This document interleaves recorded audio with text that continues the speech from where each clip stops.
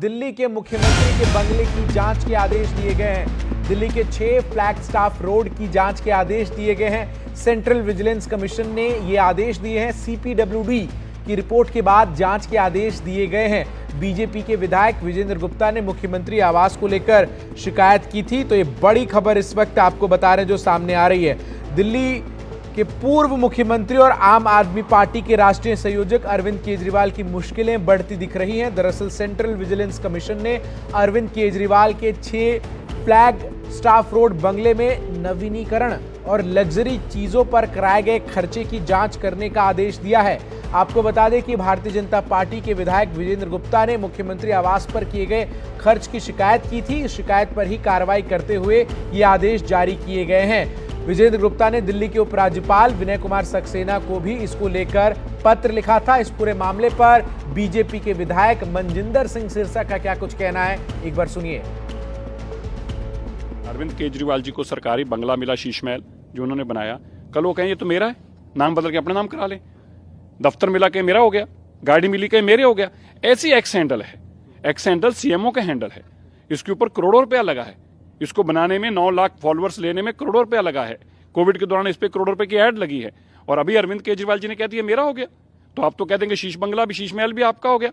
आप तो कह देंगे गाड़ियां भी सरकारी आपकी होगी। कितनी लूटने की मंशा भी आपके अंदर है, कितनी आपके अंदर लालसा और पैसे के प्रति कूट कूट के आपके अंदर लालसा भरी पड़ी है। अभी तक निकलने का नाम नहीं ले रही। जेल भी जाए हो, शराब घोटाले में जेल भी जाए हो, लेकिन अभी भी वो एक हिंदी में कहावत है ना, चोर चोरी से जाए हेरा फेरी से ना जाए। ये हाल है अरविंद केजरीवाल का। मनजिंदर सिंह सिरसा हमलावर हैं बीजेपी पर, बीजेपी के नेता हैं, आम आदमी पार्टी पर हमलावर हैं। लेकिन इन सबके बीच रवीश हमारे सहयोगी इस वक्त हमारे साथ जुड़ गए हैं तमाम जानकारी इस खबर पर देने के लिए।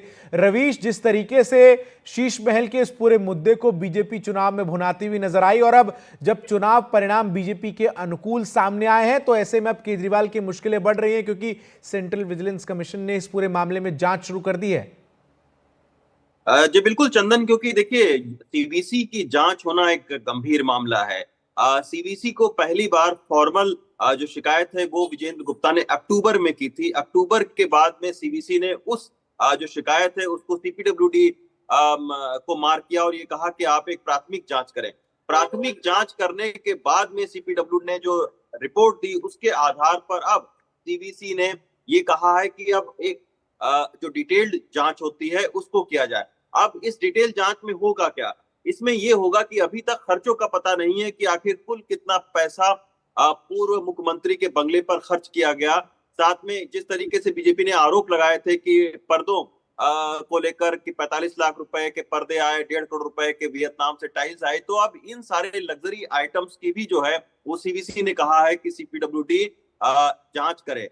दरअसल हुआ ये था कि 2020 में कोविड के टाइम में जो 2 बंगले थे उन दोनों बंगलों को मिलाकर तकरीबन जो है वो 8 एकड़ में एक बंगला बनाया गया था। और जिस तरीके से शिकायत की गई है इसमें यह कहा गया कि कथित तौर पर इस बंगले की मंजूरी नहीं ली गई।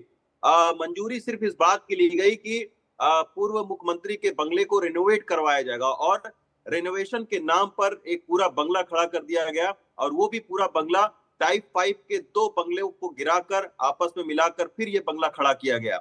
तो इसी को लेकर गंभीर आरोप ये भी लगे कि इस बंगले को नया बनवाने के लिए कोई मंजूरी नहीं ली गई।